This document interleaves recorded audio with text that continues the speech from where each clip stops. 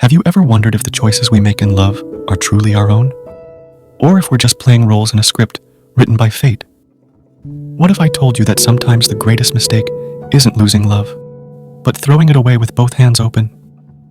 My name is Daniel, and this is the story of how I lost the purest love I've ever known, chasing a dream that turned into my worst nightmare.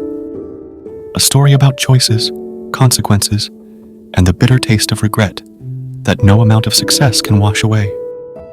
I grew up in Ashland, Oregon, where the mountains cradle the valley like protective giants, and the air always carries a hint of pine. At 28 years of age, looking back at my reflection in the window of South Mountain Coffee, I barely recognized the tall, lean man with disheveled brown hair and tired green eyes staring back at me. But my story really begins with Emily, a vision of grace who lived next door since we were 5. Emily was the kind of beautiful that painters try to capture, but never quite succeed. Standing at 5'7" with flowing honey blonde hair that caught the sunlight like spun gold, her pale blue eyes held depths that seemed to understand every unspoken word. Her fair skin would flush pink whenever she laughed, and she moved with an ethereal grace that made heads turn, but it was her gentle spirit that truly set her apart. Our love story began quietly, like most precious things do. Through high school, we shared everything, from AP chemistry labs to secret dreams whispered under the stars in her backyard. The old maple tree between our houses witnessed our growing closeness. I fell in love with the way her fingers would brush mine as we shared textbooks, how she'd lean into me during cold football games, her vanilla scent making my heart race. The electricity between us built slowly, like a symphony reaching its crescendo. Life took a cruel turn during our senior year. Mom's cancer diagnosis came like a thunderbolt on a clear day. Within months, she was gone, leaving Dad a shell of himself. The stress triggered a severe stroke, leaving him bedridden and our family finances in shambles. Fresh out of high school, with dreams of college fading fast, I watched helplessly as bills piled up and hope slipped away. Emily became our guardian angel. Those nights she spent caring for Dad, her gentle hands adjusting his pillows with the same tenderness she showed in every aspect of her life. Working 2 jobs, at the local library during the day and waiting tables at night, she'd still find time to help.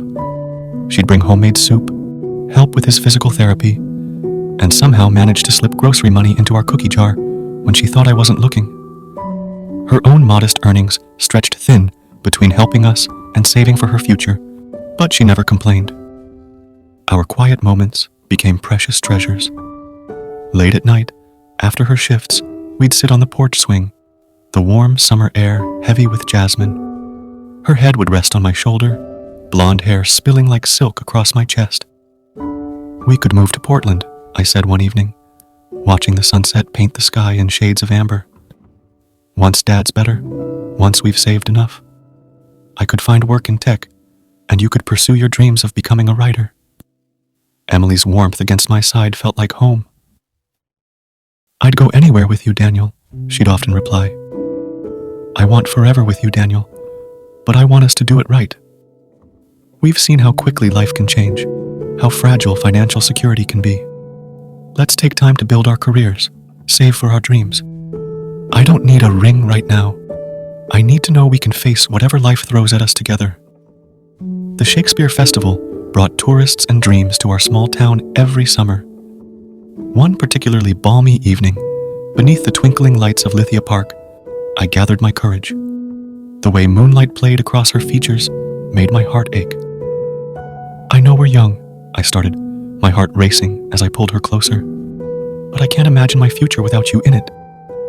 Emily's eyes shimmered with tears as she squeezed my hand. "I want that too," she whispered, her lips inches from mine. "But let's do it right. Let's build our careers, save money, move to the city together. I want us to start our life together strong." Then came the wedding that changed everything. My cousin's celebration at the historic Ashland Springs Hotel introduced me to Rachel. At 34, she commanded attention like a force of nature, tall, striking, with raven hair cascading down her back, olive skin glowing under the crystal chandeliers. Her black cocktail dress whispered expense and sophistication, probably costing more than my monthly income. Her marketing agency in Portland had just landed a major tech client, and success seemed to trail in her wake like expensive perfume. Rachel's interest in me was immediate and overwhelming. Her touch lingered longer than necessary, her dark eyes holding promises of a life I'd only seen in magazines. Our first dinner at Lark's turned into a night of passionate discovery in her luxury suite. The city lights painted shadows across her olive skin as expensive silk sheets whispered beneath us. "Let me take care of everything," she breathed against my neck, her fingers tracing fire across my chest. The heady scent of her designer perfume mixed with the champagne clouded my judgment, making me forget the simple sweetness of Emily's homemade cookies and gentle touches. That night crossed lines I could never uncross, each breathless moment, each back and forth strokes, pulling me further from the life I'd planned with Emily. Within weeks, Rachel transformed my life. Her power was intoxicating, the way she'd command a room, how her presence made heads turn, the casual way she'd sign checks that could solve problems I'd struggled with for years. She paid off our medical bills, hired a full-time nurse for Dad, and offered me a position at her agency. Each night spent in her penthouse apartment pulled me deeper into her world of luxury and desire. But Dad's eyes held a sadness I couldn't understand. "Son," he said one evening, his voice weak but clear, "some debts aren't meant to be paid by others." He refused the prostate surgery Rachel offered to fund, saying he'd rather wait for his Medicare approval. Emily confronted me on a wet Tuesday evening, her blue eyes stormy with hurt. The rain had soaked her hair, making it cling to her face in a way that reminded me of gentler times. "I saw you with her at Lithia Park," she said, her voice barely above a whisper. "After all we've been through, gosh, she's even older than you." The pain in her eyes cut deeper than any knife. "I can explain," I started, but the words felt hollow as perfume and guilt clung to my collar. "She's helping us, Emily. She can give us the life we've dreamed of." Emily's laugh was bitter, unlike anything I'd heard from her before. "The life you've dreamed of, Daniel. I never wanted luxury. I wanted us." Rachel's proposal came during a helicopter tour of Portland, a massive diamond ring catching the sunset. Our kisses tasted of victory and expensive champagne. The wedding planning took over like a glittering tsunami.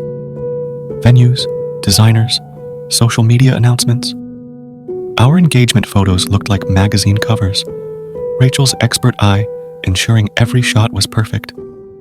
Each like and comment felt like validation, drowning out the quiet voice in my heart that whispered Emily's name.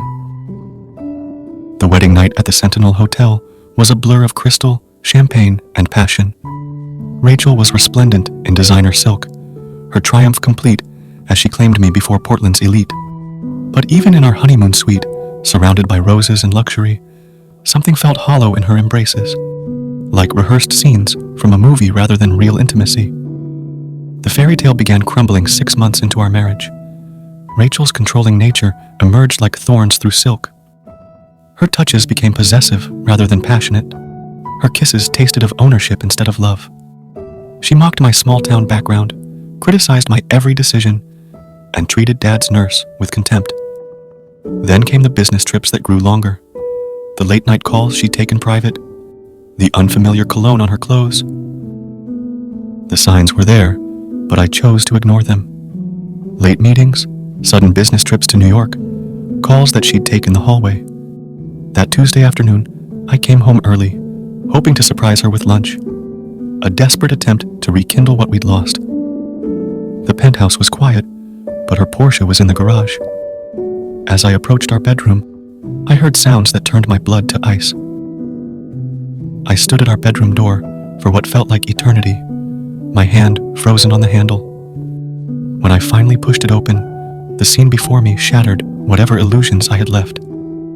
Rachel and James, her business partner, tangled in our imported sheets. Her eyes met mine with neither shame nor surprise.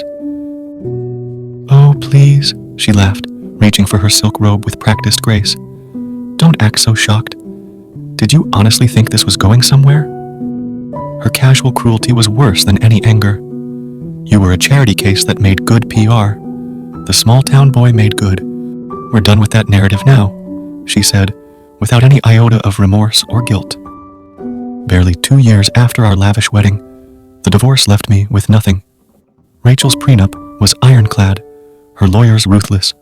The house, car, job, everything disappeared like morning mist. The media that once celebrated our romance now feasted on its demise. Dad's nurse was dismissed, the medical bills resumed, and I found myself back in Ashland, living in my childhood bedroom at 30, staring at the window that once framed Emily's gentle smile. I tracked Emily down through mutual friends.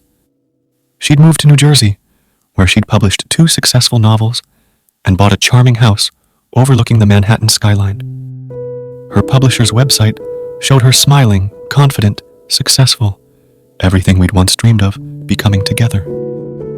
The warmth in her eyes remained, but now it belonged to her readers, to her stories, to a life built without me. My hands shook as I dialed her number, whiskey giving me false courage. "Emily?" I whispered when she answered. The silence stretched between us like years. "I'm sorry," I started, but she cut me off gently. "I still visit your father," she said.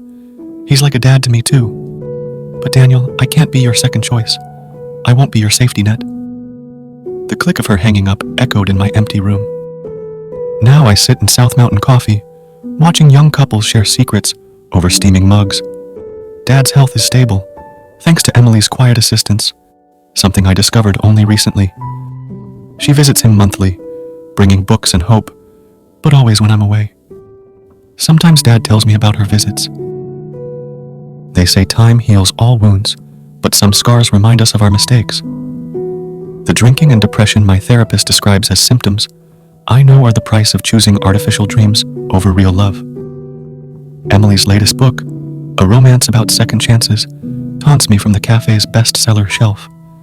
Each day I stand there, tracing its spine, reading the same back cover I've memorized, but never buying it. Perhaps I don't deserve to read about second chances after throwing away our first. Love isn't always about grand gestures or social media moments. Sometimes it's about morning coffee and shared struggles, about building dreams together, brick by brick. To those watching this, learn from my mistakes. True love doesn't need validation from the world. It only needs 2 hearts beating in sync, even through life's hardest storms. Emily taught me that love is in the quiet moments, in the gentle touches, in showing up day after day. And sometimes, the greatest love story isn't about getting the girl, it's about acknowledging the one you let slip away. Until next time, remember, in a world of filters and facades, choose the love that sees you clearly, even in your darkest moments. Like, subscribe, and share if this story touched your heart. And please, don't make the same mistakes I did. Some regrets are too heavy to carry alone.